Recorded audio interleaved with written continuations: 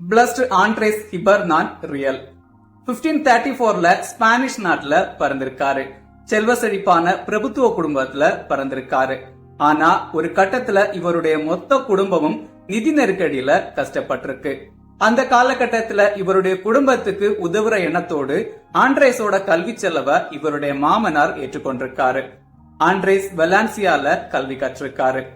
Andreas தன்னுடைய இளமை பருவத்துல தன்னுடைய பெற்றோருக்கும் சகோதரர்களுக்கும் உதவுற எண்ணத்தோடும் தன்னுடைய சகோதரியோட திருமணத்துக்கு பணம் சம்பாதிக்கிறதுக்காக வெளியூர் போய் கடினமா உழைச்சிருக்காரு. ஒரு கட்டத்துல தான் சம்பாதிச்ச பணத்தோடு தன்னுடைய சொந்த ஊருக்கு வர வழியில இவரிடம் இருந்த பணத்தையும் பொருளையும் ஒரு கொள்ளையர் கூட்டம் மொத்தமா கொள்ளையடிச்சிட்டு போயிருக்கு. ஆண்ட்ரேஸ் பெரும் ஏமாற்றமும் வருத்தமும் அடைஞ்சிருக்காரு. இதுக்கு பிறகு திருடு போகக்கூடிய அழியக்கூடிய செல்வங்கள் சேர்க்கிறத விட்டுட்டு ஒரு துறவியா வாழணும்னு முடிவு செஞ்சிருக்காரு.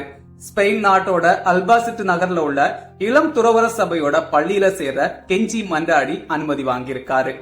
திருவுடை அணிந்ததுக்கு பிறகு துறவர பயிற்சிய ஆரம்பிச்சிருக்காரு. ஆண்ட்ரேஸ் அன்னை மரியாவோட திருத்தலங்களுக்கு பயணம் போறத வழக்கமா கொண்டிருந்திருக்காரு. நற்கருணை நாதர் முன்னாடி அதிகமான நேரம் முழந்தாளிட்டு ஜெபிக்கக்கூடிய பழக்கமும் இருந்திருக்கு. ஏழைகள் நோயாளிகளோட அதிக நேரம் செலவழிச்சு அவங்களுக்கு சேவை செய்யறதுல ஆர்வமாவே இருந்திருக்காரு. ஆண்ட்ரேஸ் இறந்து போறதுக்கு 4 வருஷத்துக்கு முன்னாடி தான் இறக்க போற நாளை முன்னறிவிச்சிருக்காரு.